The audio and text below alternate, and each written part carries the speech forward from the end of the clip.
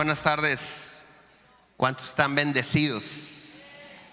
Gracias a Dios que estamos bendecidos. Vamos a orar para entrar de lleno a la palabra.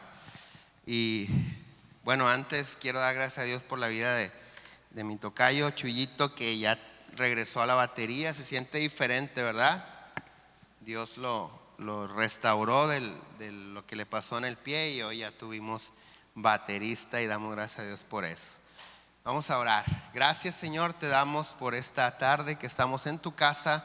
Estamos listos, Señor, para escuchar tu palabra y disponemos nuestra mente y corazón para que sea sembrada, Señor, y pueda crecer y dar fruto, Señor, y cosechemos de ese fruto en nuestra vida.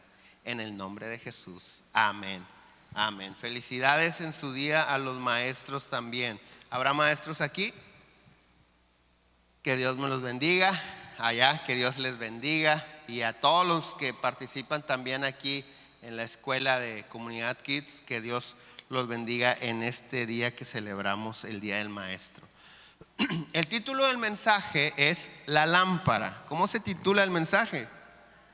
Ok, mucho se nos ha dicho o se nos dice constantemente que es importante crecer en la fe, madurar, prosperar en el arrepentimiento. ¿Qué quiere decir prosperar en el arrepentimiento? A veces nosotros identificamos cosas que estaban mal, las dejamos de hacer, las superamos, pero luego ya nos olvidamos del arrepentimiento y como ya no estamos tan mal, dejamos de sacar todavía cosas equivocadas que tenemos en nosotros, malos hábitos, malas costumbres, etcétera, etcétera. Entonces, constantemente se nos exhorta a crecer en la fe, a madurar en el Señor, a prosperar en el arrepentimiento. Y la mayoría de nosotros, cuando el Espíritu Santo nos inspira a prosperar en el arrepentimiento, no sabemos por dónde comenzar. Esa es la verdad. Yo sé que estoy mal, muchos dicen, yo sé que estoy mal y no quiero estar mal, pero no sé qué hacer. Recuerda que el Espíritu Santo es el que nos convence de pecado, de error. ¿Quién lo hace? El Espíritu Santo. Muchas de las veces nosotros como padres constantemente les estamos compartiendo la palabra a los hijos, exhortándolos, pero ni tú ni yo vamos a hacer que ellos se den cuenta de los errores. Es el Espíritu Santo el que lo hace. San Juan 16:7 dice: pero yo os digo la verdad, os conviene que yo me vaya, porque si no me fuera, el Consolador no vendría a nosotros. ¿Quién es el Consolador? El Espíritu Santo. Mas si me fuere, dice Jesús, os lo enviaré. Y cuando Él venga, convencerá al mundo de pecado, de justicia y de juicio. ¿Convencerá qué? Al mundo de sus errores, de pecado. Entonces, el Espíritu Santo viene y nos habla y nos dice: estás mal, debes de cambiar, debes de dejar de hacer esto o debes comenzar a hacer lo otro. Pero, ¿cómo le hago? ¿Qué hago? Antes debemos de reconocer, yo creo que todos los que estamos aquí reconocemos que el caminar por el mundo sin considerar la palabra de Dios nos ha metido en problemas. O lo podemos decir de otra manera: si hubiéramos caminado en obediencia a la palabra de Dios, Dios nos habría librado de muchos errores. ¿Cuántos están de acuerdo con esto? ¿Verdad que sí? De hecho, el Salmo 119, 105 dice: lámpara es a mis pies tu palabra y lumbrera a mi camino. La palabra de Dios es una lumbrera en nuestro camino. La palabra de Dios es como una lámpara que alumbra nuestro camino para que no tropecemos. Y esto es importante. Proverbios 4:18 dice: mas la senda de los justos, dile al que está al lado tuyo, ahí te hablan, y contéstale: ¿a ti también? Porque ¿cuántos son justos? Ya pasaron así como que, Justo también se puede traducir como justificado. Cristo nos ha justificado no porque nos portamos bien, sino por su gracia y su misericordia. Pero fíjate, mas la senda de los justos es como la luz de la aurora, como el amanecer, que va en aumento hasta que el día que es perfecto. O sea, esto está hablando de prosperar en el arrepentimiento hasta que el día es perfecto. Recuerda que figurativamente hablando, perfección es sinónimo de madurez, ¿ok? Mas la senda de los justos, senda es caminar. Entonces, esto quiere decir que mi caminar debe de ser como el amanecer, que va en aumento hasta que soy maduro, hasta que el día es perfecto. Verso 19, el camino de los impíos es como la oscuridad, no saben en qué tropezarán o tropiezan. La semana pasada hablamos de esto precisamente y aprendimos que la palabra de Dios nos ayuda a no tropezar con la misma situación constantemente. Pero ¿sabes qué? Es importante resaltar el verso 19. El camino de los impíos es como la oscuridad, no saben en qué tropiezan. ¿Quién es el impío? Lo compartía la semana pasada. El pecador es aquel que nunca ha escuchado de Jesucristo. Nunca. Allá vive en el mundo perdido, pecado o según él disfrutando la vida, pero nunca ha escuchado una Biblia o la Biblia nunca la ha leído, nadie le ha predicado, nunca ha asistido a una iglesia. Pero el impío es aquel que en un tiempo sí leía la Biblia, oraba, iba a la iglesia, cantaba, adoraba y todo. Es decir, el impío es el que deja la vida piadosa. Lo contrario a piedad es impiedad. Entonces acá dice que las personas que dejan en un momento dado de leer la Biblia, de orar, de congregarse, de obedecer a Dios, no van a saber con qué tropiezan. ¿Por qué? Porque dejaron la palabra, y la palabra de Dios es como una lámpara que alumbra ¿qué? El camino, el caminar. Entonces, hoy descubriremos cómo la palabra de Dios nos ayuda no solo a no tropezar o a perdernos en el camino, además nos ayuda a actuar en fe para experimentar el poder de Dios. Esto es importantísimo. La Biblia me hace caminar en fe, y cuando yo ando por fe, comienzo a experimentar el poder de Dios. Isaías 35:18 dice: y habrá ahí calzada y camino, y será llamado camino, ¿cómo? ¿Qué dice? ¿Camino de qué? Le gané. Isaías 35:8. ¿Ya?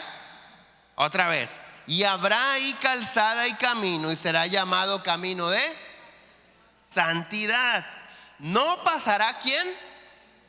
Inmundo. No pasará alguien contaminado por él, sino que él mismo estará con ellos. Dice: el que anduviese en este camino, por torpe que sea, no se extraviará. Ahora, aquí hay una palabra que resalta, y es camino de santidad. Santidad o santificar es apartarnos para Dios. Cuando yo me santifico, quiere decir que yo dejo todas las cosas con las que Dios no está de acuerdo, porque me estoy santificando. La santidad es producto de la consagración. Un sinónimo de consagración es dedicación. ¿A qué te dedicas? ¿A qué te has consagrado? ¿A qué has consagrado tu vida? Si yo te digo que yo me he consagrado al boxeo, que todos los días hago 4,000 abdominales, ¿tú me creerías? ¿Por qué? Porque esto dice que me dedico a comer pan dulce. No dice que me dedico al ejercicio. ¿Sí me estoy explicando? Entonces, santidad es apartarme, o santidad, santo. Una persona que es santa es aquella que se ha decidido consagrar para. ¿Ok? Entonces aquí nos está hablando que hay un estilo de vida que, por torpe que seamos, no vamos a extraviarnos. Y es el estilo de vida que toman aquellas personas que dicen: ¿sabes qué? pues yo me he decidido quitar de mí todo lo que a Dios no le agrada. Y conforme lo voy descubriendo, lo voy sacando. Porque muchas de las veces, usted va a estar de acuerdo conmigo, tenemos hábitos, tradiciones, costumbres que no sabíamos que a Dios no le agradaban. Pero cuando las vamos descubriendo, ¿qué va a suceder? ¿O qué debe de suceder? Las debemos estar, ¿qué? Sacando de nuestra vida, ¿ok? Entonces, santificar es apartarnos para Dios, es decir, de alejarnos de todo aquello que nos contamina. Entonces, cuando creemos y tenemos fe, la fe hace que nos apartemos de la manera en el que el mundo o la mente humana haría que las cosas sucedieran. La fe en Dios me aparta de la manera mundana de vivir, no en el sentido de pecado, sino como el mundo vive, ¿ok? Es decir, la fe, escucha, la fe me santifica, ¿ok? Déjenme le regalo una foto a Pavel porque todas las que me toma salgo enojado. Hoy voy a salir como riendo. ¿Listo? Eso. Los meto en problemas cuando quieren seleccionar una foto y dicen, pues sales en todas igual. Bueno, ya está. Entonces, la fe en Dios me aparta de la manera mundana de vivir, de cómo el mundo que no cree en Dios vive, cómo decide, cómo actúa. Es decir, la fe que me santifica. Santificar y apartar es lo mismo, ¿ok? Porque yo creo en Dios, dejo de vivir como el mundo vive, porque tengo fe en Dios. O sea, como yo creo en Dios, dejo de actuar como el mundo lo haría. ¿Por qué estás haciendo eso? Porque me he decidido creer en Dios. Oye, ¿por qué ya no estás haciendo eso? Porque me he decidido creer en Dios. Vamos a ver una cita que nos va a ayudar a entender esto. Números 20. Voy a leer el verso 8. En la mañana lo hice al revés, pero vamos a leer el 8. No, por favor. Fíjate, el contexto de esto es que el pueblo que ha salido de la esclavitud de Egipto constantemente se ha estado quejando contra Dios. ¿Se ha estado qué? Quejando. ¿Ok? Dios los sacó de la esclavitud, pero de repente no tuvieron que comer y le reclaman a Dios y le dicen, ¿para qué nos sacaste de Egipto si allá comíamos a todo dar? Y entonces, ¿con quién van a quejarse? Con Moisés. De repente no hay que tomar. ¿Para qué nos sacó Dios, Moisés, de Egipto? Para matarnos de sed en el desierto. Y constantemente se están quejando. Y exactamente eso está sucediendo.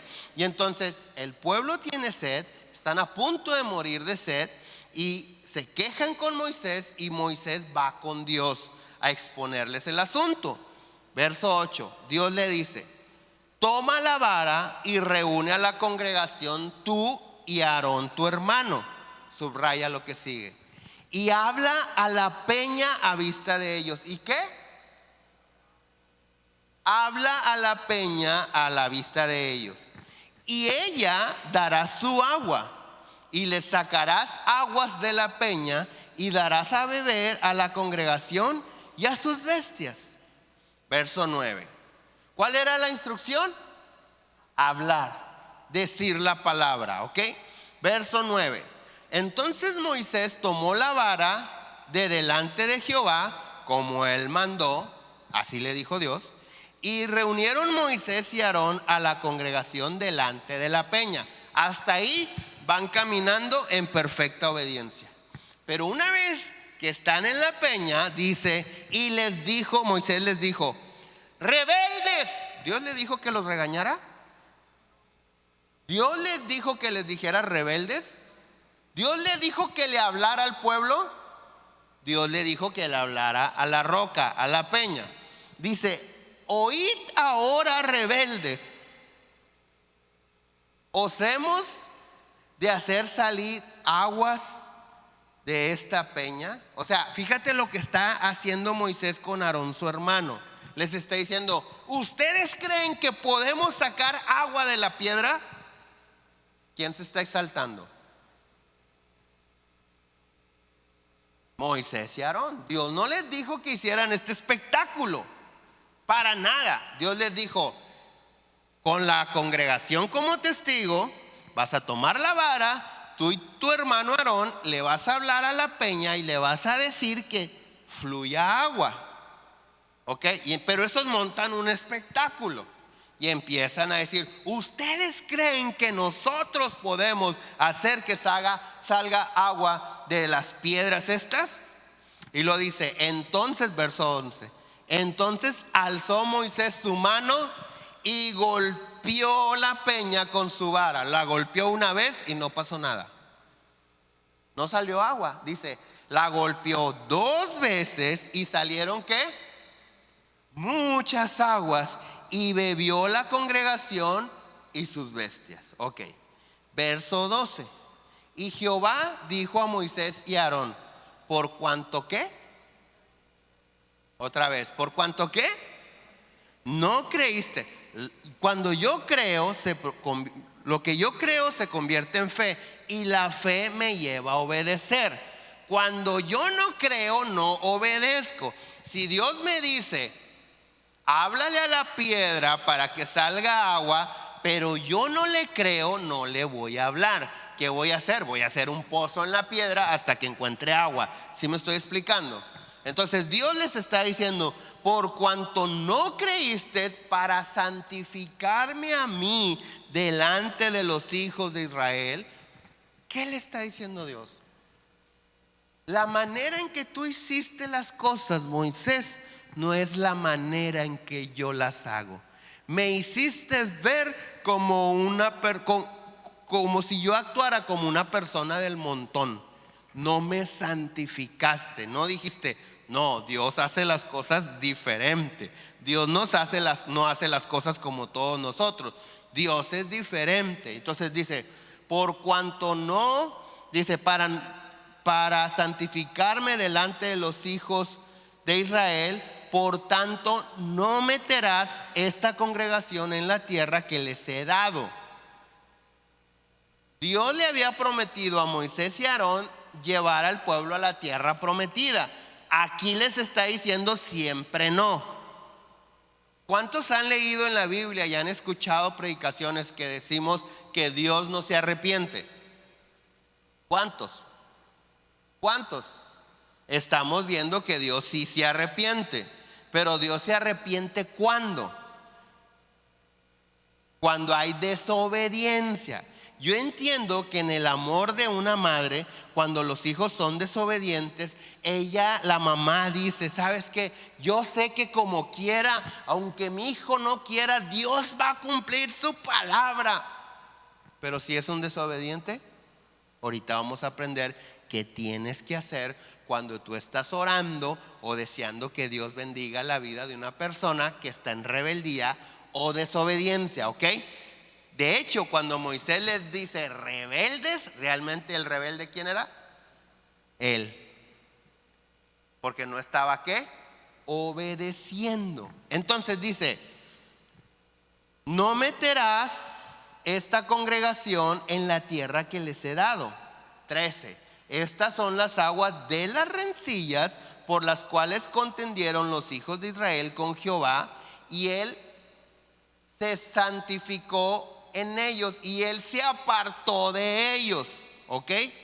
Entonces, no creíste, les dice Dios. Número 1, tu error fue que no creíste.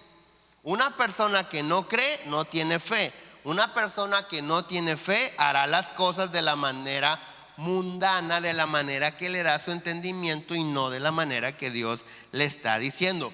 Pregunta: ¿se resolvió la situación? La gente se estaba muriendo de sed. ¿Tomaron agua? Sí, claro que sí. ¿Salieron adelante? Sí, claro que sí, pero no a la manera de Dios. Y como no lo hicieron a la manera de Dios, desecharon la palabra de Dios. Ahora Dios los está desechando a ellos. Pregunta: ¿cómo hace Dios las cosas? Ahí mismo en Números 28 en adelante que leímos, nos dice cómo hace Dios las cosas. Hebreos 11, verso 3 dice: por la fe entendemos haber sido constituido el universo por la palabra de Dios. ¿Por qué? Por la palabra de Dios, de modo que lo que se ve fue hecho de lo que no se veía. Dios hace todas las cosas por medio de su palabra. ¿Qué tenemos que hacer nosotros? Necesitamos comenzar a vivir de acuerdo con la palabra de Dios. ¿Ok? Me gusta Hebreos 11:3. De modo de lo que se ve fue hecho de lo que no se veía. De modo que lo que se ve fue hecho de lo que no se veía. Si yo aquí tuviera una mesa y de repente saco 1 kilo de harina y luego saco poquita manteca y luego saco Rexal y luego pongo agua caliente o leche caliente y luego pongo poquita sal y empiezo a revolver todo, ¿tú qué vas a decir que estoy haciendo? Tortillas de harina, porque tú estás ¿qué? Viendo los ingredientes. Bueno, Dios no hace las cosas así. Dios nada más dice tortillas. Y lo que se ve fue hecho de lo que no se veía. Nosotros, humanamente hablando, queremos empezar a ver. ¿Cuántos de nosotros decimos, nomás dame una señal chiquita, por favor? Nada más con que me confirmes así, yo le sigo adelante. Queremos que ver. Nosotros, la mente humana quiere ver para creer, pero no funciona así. Se ve cuando se cree. Mucha gente en el penal dice: Señor, si tú me sacas, yo voy a predicar tu palabra todos los días. Y Dios le dice: si predicas mi palabra todos los días aquí, yo te saco. Porque Dios conoce el corazón. Entonces Dios dijo: sea la luz. Y fue la luz. Dios dijo: produzcan las aguas peces y aves. Y las aguas produjeron peces y aves. Dios dijo: produzca la tierra hierbas, plantas, árboles, animales. Y se empezaron a producir todo esto. Dios dice y es hecho. Dios hace las cosas con su palabra. A nosotros nos gusta hacer obras, actos. Yo quiero hacer esto, yo quiero obtener esto y voy a hacer eso. Por eso hacemos mandas. Te prometo que no voy a hacer o voy a hacer si me concedes este milagro. Por eso hacemos pactos. Hay gente, hay predicadores que dicen: si tú quieres que Dios te haga tu milagro, tráete un billete de $100 y Dios te va a hacer el milagro.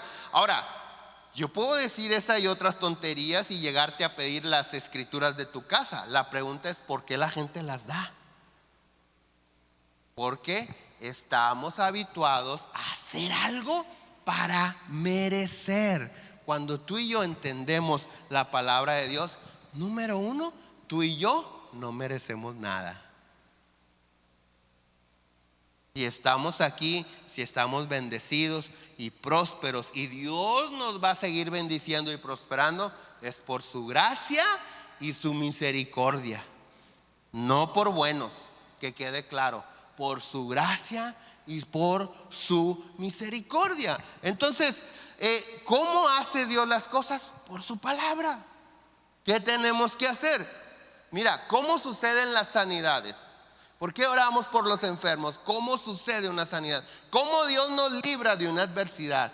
Dice Salmo 107, verso 20.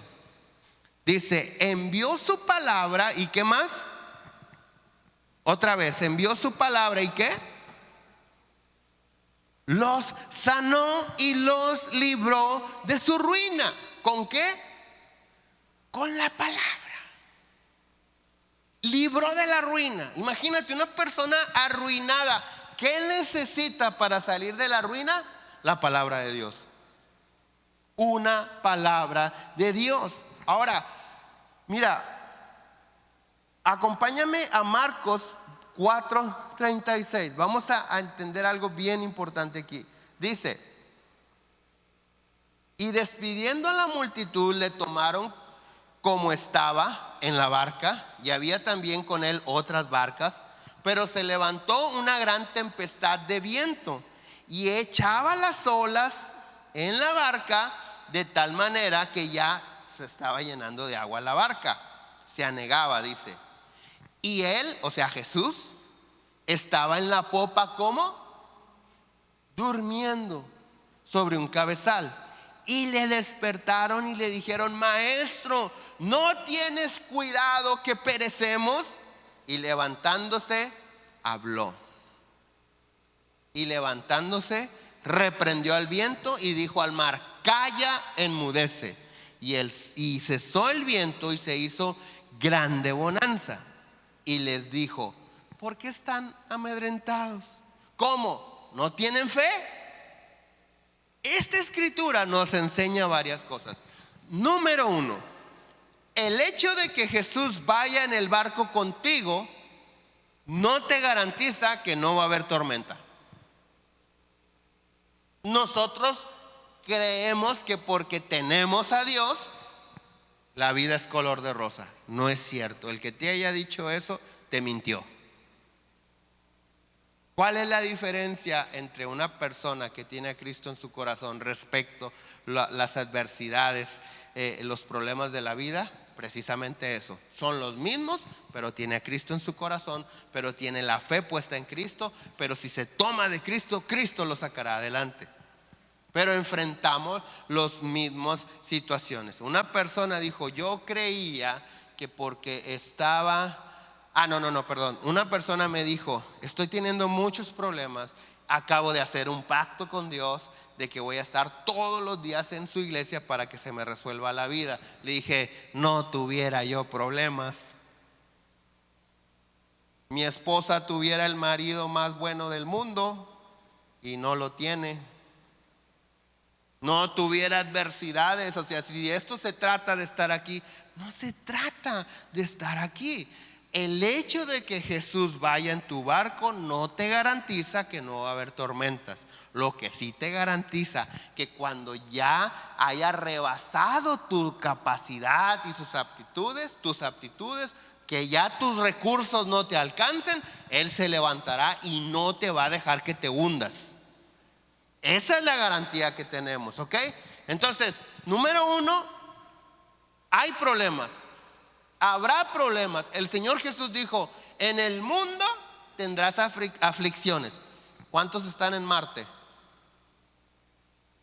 No, estamos en el mundo, ¿sí? En la tierra. Entonces, el Señor Jesús también es una promesa que no nos gusta, pero dice: hey, en el mundo tendrás aflicciones. Cuando hay aflicciones en tu vida, se está cumpliendo la promesa de Jesús. Pero dijo: hey, confía. En medio de la aflicción, confía, porque yo he vencido al mundo. ¿Qué está tratando de decirnos Jesús? Que no importa el tamaño de tus aflicciones, si Jesús está contigo, de la mano de Él las vas a vencer. Amén. Entonces, fíjate, en esta escritura, el Señor Jesús nos está diciendo claramente que sin fe no dejaremos de actuar como cualquier persona que no conoce a Dios. ¿Cómo actuaron los discípulos? Si te fijas, cuando Moisés y Aarón no santificaron a Dios, ¿Dios qué les reclamó? Les dijo: por cuanto no creíste en mí. Y cuando Jesús se despierta, calma la tempestad, voltea con sus discípulos y les dice: ¿cómo? ¿No tienen fe? O sea, les está reprochando exactamente lo mismo. ¿Cómo estaban los discípulos? Dice el verso 38, dice: y le despertaron y le dijeron: ¿no tienes cuidado que perecemos? ¿Qué es esto? Un reclamo, una queja. Cuando tú y yo estamos reclamándole a Dios, quejándonos con Dios, nos falta fe. ¿Qué nos falta? Fe. ¿Por qué? Porque no estoy enfocado en la palabra de Dios, estoy enfocado en mi realidad. No estoy enfocado en las promesas de Dios, estoy enfocado en mis problemas. Y eso es falta de fe. Ellos se quejaron como lo hace cualquier persona que ignora la palabra de Dios. Se quejaron y de hecho tenían miedo. Por eso el Señor les dijo: porque están amedrentados, porque están llenos de miedo. Ahora, actuar en base a la palabra de Dios nos llevará siempre por un camino seguro y nos permitirá movernos en lo sobrenatural. ¿Ok? Los milagros, las cosas sobrenaturales de Dios son producto de una vida que se decide creerle a Dios. Mira, Mateo capítulo 14, verso 28. Entonces le respondió Pedro y dijo: Señor, si tú eres, manda que yo vaya a ti sobre las aguas. Y él dijo: ven. Y descendió Pedro de la barca, andaba sobre las aguas para ir a Jesús. Ok, el contexto de esto es que de repente los discípulos van en la barca, ven a alguien caminando sobre el agua y lo primero que gritan es: un fantasma. Tú lo puedes leer. Y cuando ellos creen que es un fantasma, a lo lejos, ese fantasma que ellos creen que es, les dice: hey, tranquilo, soy yo, no tengan miedo. Y entonces Pedro le dice: ok, si eres tú, manda que yo vaya a ti.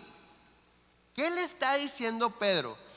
Yo necesito, Jesús, que tú des una palabra que sostenga mis pasos.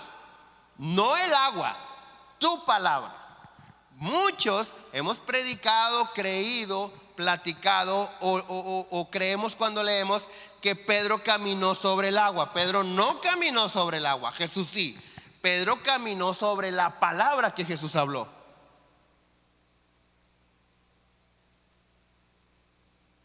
Entonces, cuando estamos en una tribulación, en algo difícil, ¿qué necesitamos? Una palabra de Dios. ¿Por qué los otros 11 no dijeron: el Pedro está acá, yo me bajo?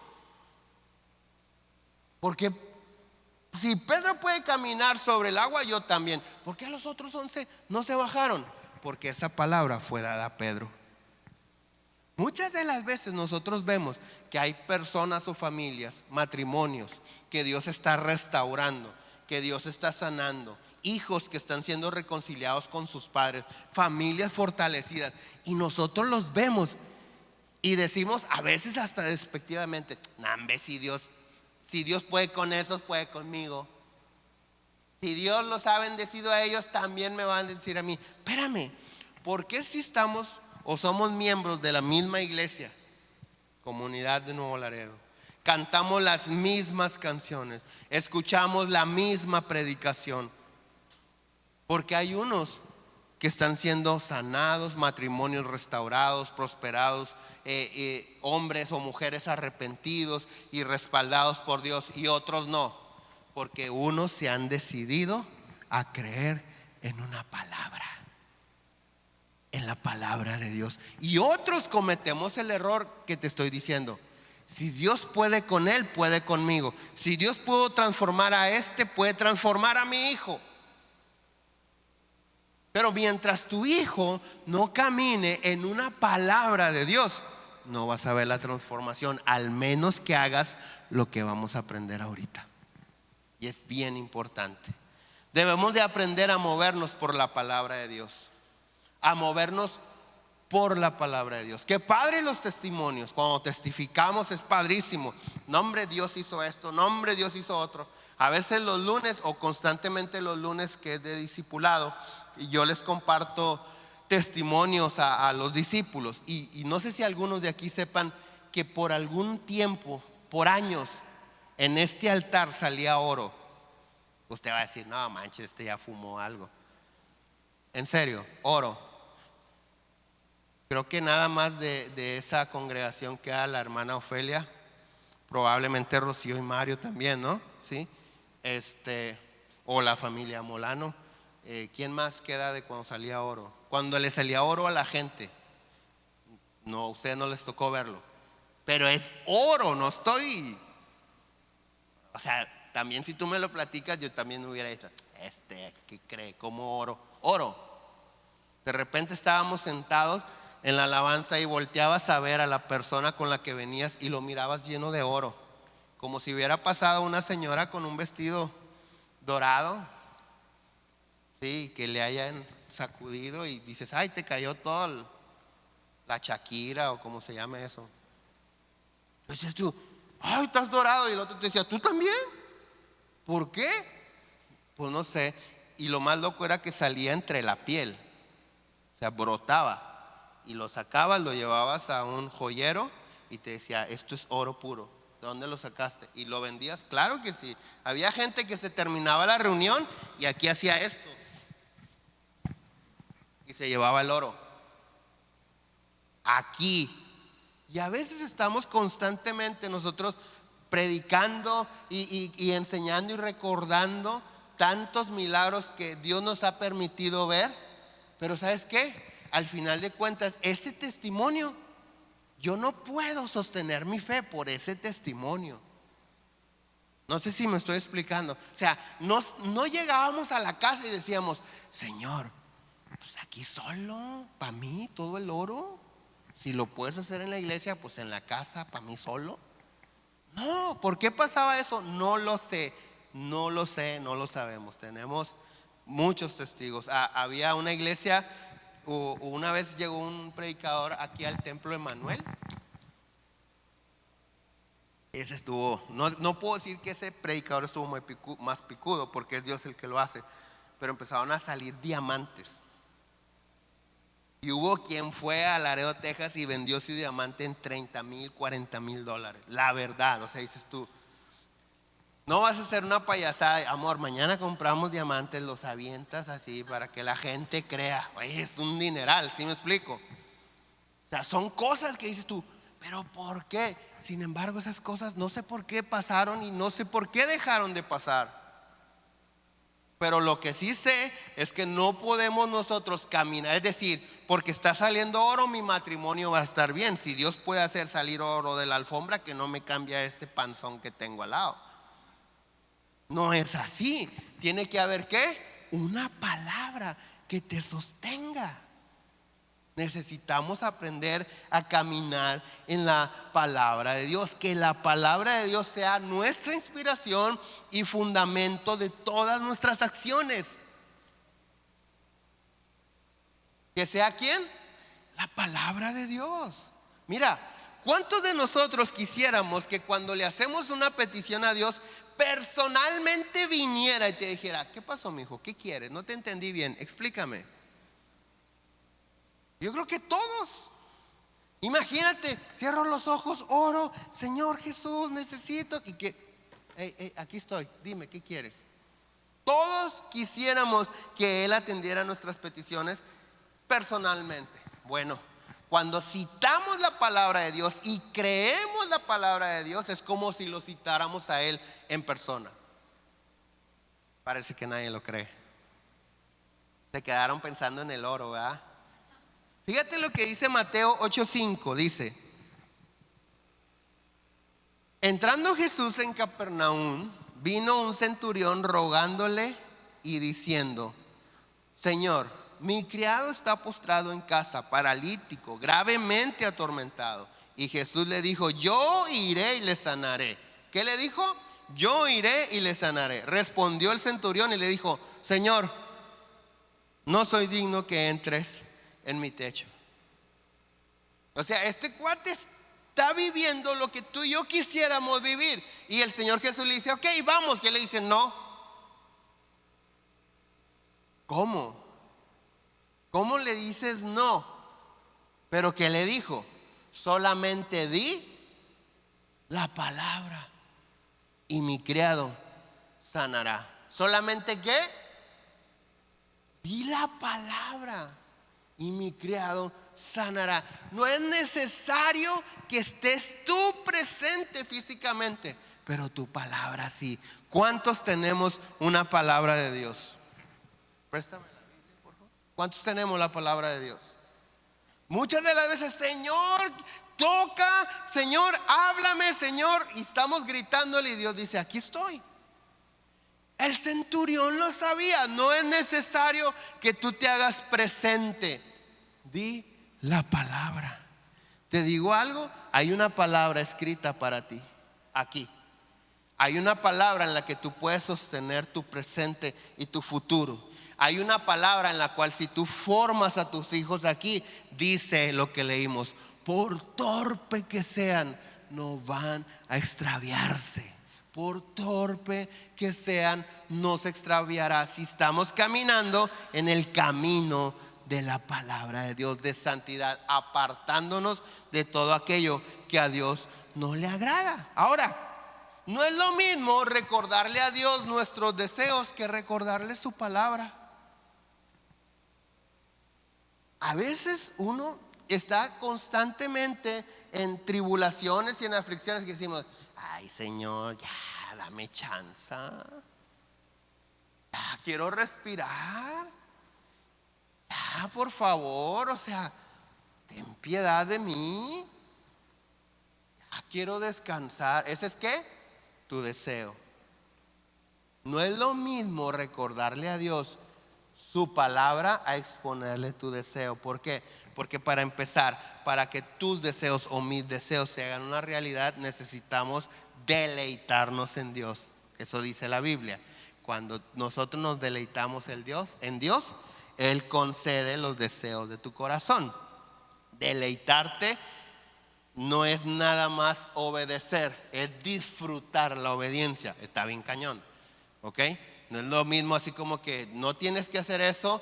¿Y por qué no lo hago? Es que no tengo a decir, no, es que no lo puedo hacer porque por mi bien no lo hago, o sea, lo disfruto, ¿ok? Dice Salmos 119, verso 49. Te estoy diciendo que no es lo mismo recordarle a Dios tus deseos que recordarle su palabra. Salmos 119, 49 dice, acuérdate de qué. Salmo 119, 49. Dice, acuérdate de la palabra dada a tu siervo. El salmista le está diciendo, Señor, ¿te acuerdas lo que me dijiste? Dice, acuérdate de la palabra dada a tu siervo, en la cual me has hecho ¿qué? Esperar. ¿En qué está esperando? En la palabra. ¿En qué? En la palabra. Verso 50. Ella, la palabra, es mi consuelo en mi aflicción, porque tu dicho me ha vivificado. Acuérdate, Señor, tus promesas. ¿Cómo orar cuando la persona que yo quiero que Dios bendiga, transforme o le conceda un milagro está en pecado? Ahorita te decía yo, Dios da palabra, promesa, pero se arrepiente. O sea, es decir, se cancela esa promesa cuando a quien se la dio es un desobediente. Entonces, los desobedientes ya se amolaron, pues un día tú y yo fuimos desobedientes. Probablemente seguimos desobedeciendo. Lo más seguro es que hay cosas en las que seguimos desobedeciendo a Dios. ¿Habrá alguien que dice, yo sigo desobedeciendo a Dios? ¿Estoy solo? Ay, gracias. Ay, nada más yo, puro obediente aquí. Todos hay pequeñas cosas en las que seguimos desobedeciendo a Dios. Pero ¿sabes qué?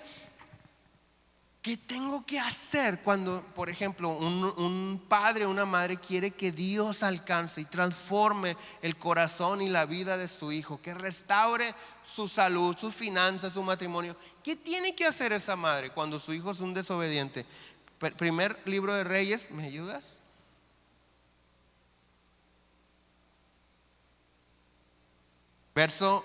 Capítulo 15, verso 1.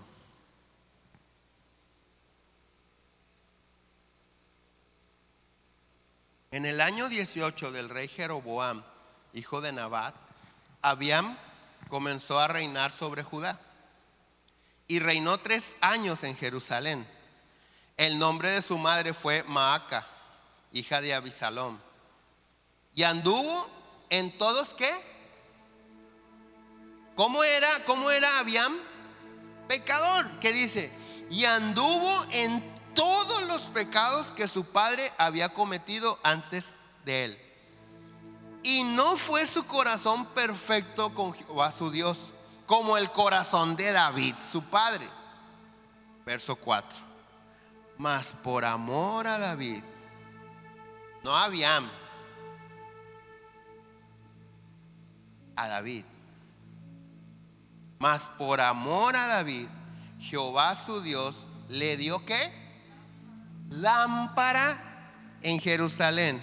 La lámpara sirve para no tropezar, ¿ok? Le dio lámpara en Jerusalén, levantando a su hijo después de él y sosteniendo a Jerusalén. Por cuanto, ¿quién?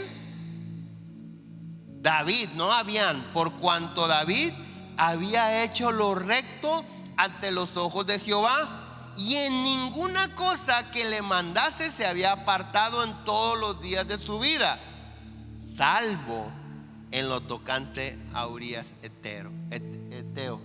Fíjate, todos conocemos el pecado de David, que le gustó la esposa de Urías Eteo.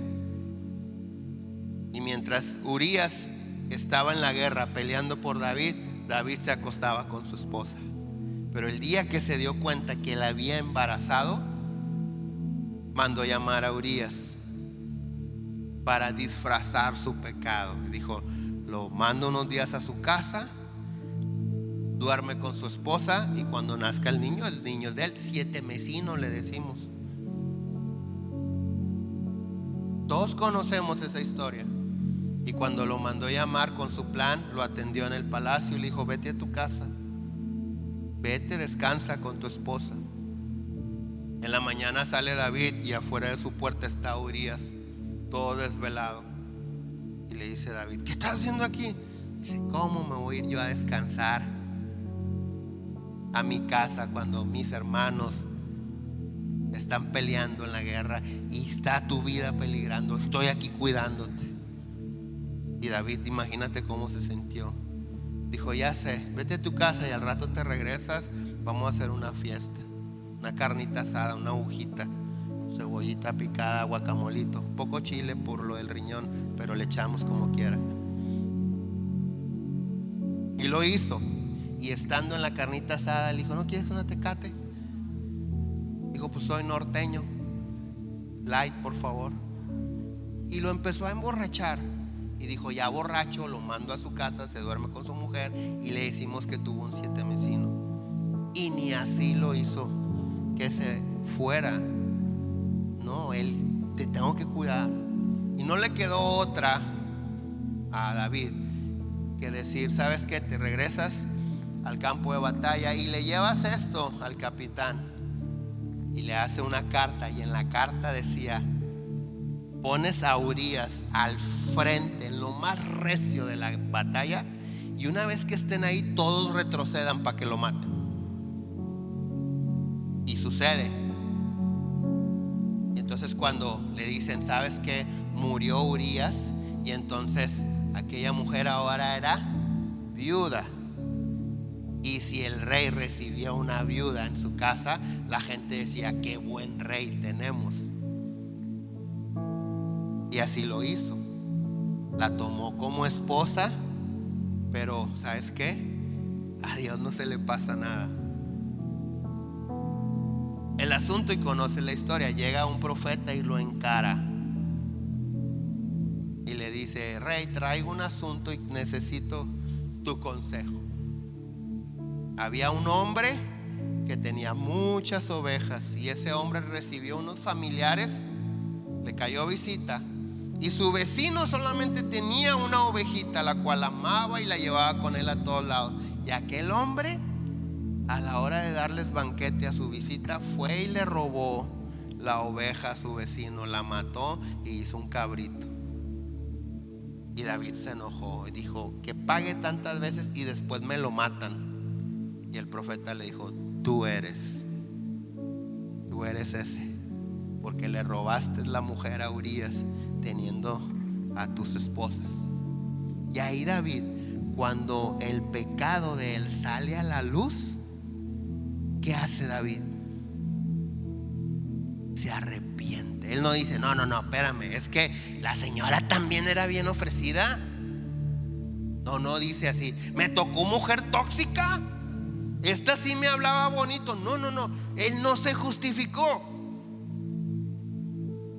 Escribe el Salmo 51 en ese momento, y él empieza a llorar y le dice, Dios, contra ti he pecado, y empieza a pedirle a Dios misericordia y que lo perdone. Y Dios le dice, David, ¿quieres que te juzgue el pueblo o te juzgo yo? Y dice David, júzgame tú, porque tú eres grande en misericordia, estos me van a matar.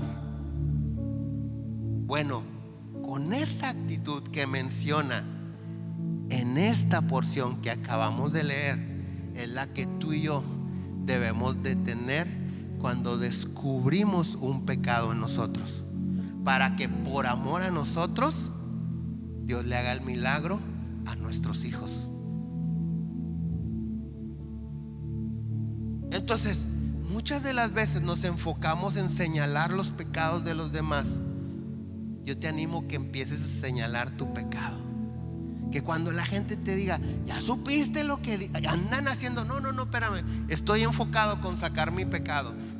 Que Dios tenga misericordia de aquellos, pero mi enfoque es sacar mi pecado. Por eso el rey David le escribió a Dios, dijo, de mis pecados, ahorita que estoy haciendo cuentas contigo, líbrame de los que me son ocultos. O sea, si hay un pecado que no me acuerdo, líbrame por favor. Y entonces David muere. Y después de David, ¿quién sigue? Salomón. ¿Sí? Por cierto, el niño con aquella mujer Betsabé murió. Y desde Salomón, que llega un momento en su vida que se aparta de la obediencia a la palabra, Dios lo encara y le dice, te voy a quitar todos los reinos, porque eran reyes de reinos. Y cuando está a punto de quitarle, se acuerda y le dice, ¿sabes qué, Salomón? No puedo, te voy a dejar uno, el de Judá, precisamente, el que es su nieto o bisnieto del que estamos leyendo ahorita. Te voy a dejar uno por amor a tu padre David. ¿Qué quiere decir esto? Que David amó tanto a Dios, pero era tan sencillo para reconocer sus pecados, que su descendencia, no nada más su hijo Salomón, sus nietos y bisnietos seguían disfrutando de la misericordia de Dios por amor a David. Entonces, Dios ha dado una promesa para tu hijo, pero tu hijo es un desobediente y cínico. Puede ser tu esposo, tu esposa, quien sea. ¿Qué tienes que hacer? ¿Qué tenemos que hacer? Aprender de este ejemplo. ¿Sabes qué? Hoy yo me decido a caminar en obediencia a tu palabra, y conforme tu palabra ilumine las tinieblas de mi corazón y de mi mente, las voy a empezar a sacar. Número uno, para poder disfrutar de tus promesas, moverme en lo sobrenatural, y por si un día mis hijos, como yo, cachino, yo sé que muchas veces Dios me ha perdonado por amor a mi padre Armando. Muchas, no una, muchas veces. Yo sé que Dios ha tenido misericordia de mí por amor a mi padre, no porque yo sea bueno. Muchas veces Dios me ha perdonado por no hacerle pasar una vergüenza a mi padre. Hoy Dios nos está hablando esto. La obediencia tuya te va a llevar a disfrutar de las promesas de Dios, pero también te va a dar la paz de que si un día tus hijos, por torpes que sean, no se extravíen, si te levantas hoy y le dices, Señor, aquí estoy, quiero obedecer tu palabra. ¿Cuántos dicen amén? Nos ponemos de pie.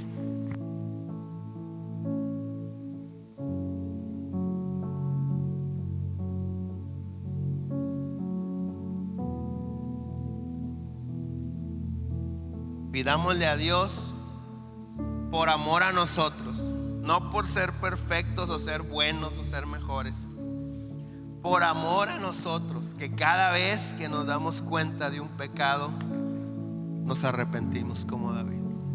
Cierra tus ojos ahí para que no te distraigas y repite conmigo: Padre, te pido que me ayudes a leer tu palabra, aplicarla en mi vivir, a caminar sobre de ella como un fundamento, y para que todo lo que haga vaya de acuerdo con tu palabra, que tu palabra sea mi ancla, mi sustento y mi esperanza.